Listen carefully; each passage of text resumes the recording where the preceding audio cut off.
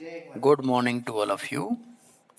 You are welcome to CR International Online Study System.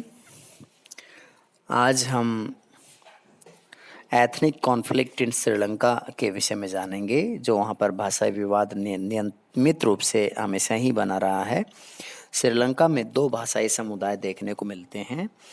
एक समुदाय का नाम है सिंगली समुदाय, जो वहाँ का अपने आप को मूल निवासी मानता है और हर तरह के हक पर अपना वाजिब हक दर्शाता है, जबकि दूसरी तरफ दूसरे समुदाय का नाम है तमिल समुदाय।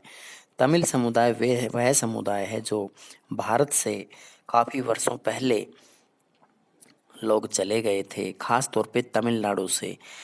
इन लोगों को आज तक भी राजनीतिक किसी भी तरह का या सरकारी किसी भी तरह का कोई हक नहीं मिल रहा है। ये अपने हकों के लिए 1983 से इन्होंने एक इस तरह का संगठन बनाया है।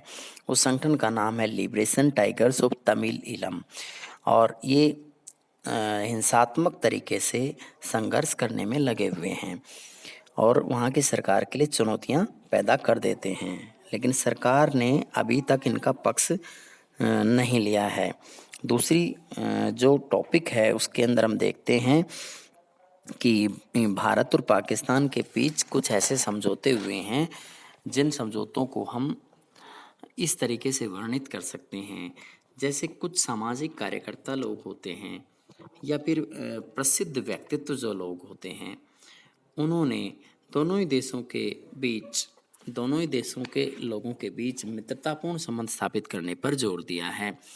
इसके अलावा जो महत्वपूर्ण जो नेता हैं, हमारे देश के हों या पाकिस्तान के नेता हों, समय समय पर दोनों ही देशों के बीच बातचीत का दौर चलता रहता है और एक दूसरे की समस्याओं को समझते हैं और बड़ी बड़ी समस्याओं का हल निकालने की कोशिश करते हैं और अच्छे पड़ोसी बनने की तरफ आगे बढ़ते हैं। इसके अलावा कुछ बस रूट भी तय किए गए हैं जो दोनों देशों के बीच विभिन्न गंतव्य स्थानों को आपस में जोड़ते हैं।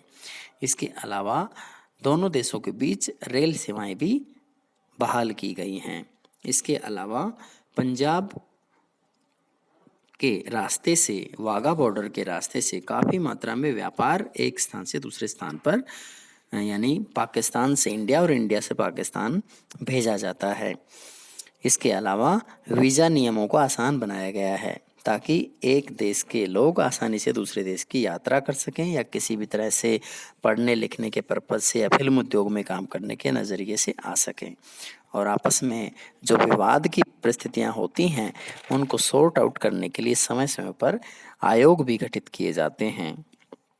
इसके अलावा दो देशों के अंदर आपस में एक दूसरे के प्रति विश्वास बहाली का काम भी किया गया है और युद्ध के जोखिम को कम करने का प्रयास भी किया गया है। इस प्रकार हम देखते हैं कि पाकिस्तान और भारत के बीच बिगड़ते हुए संबंधों को हाल ही के बीच हुए समझौतों से काफ़ी हद तक सुधार की तरफ बल मिला है। धन्यवाद।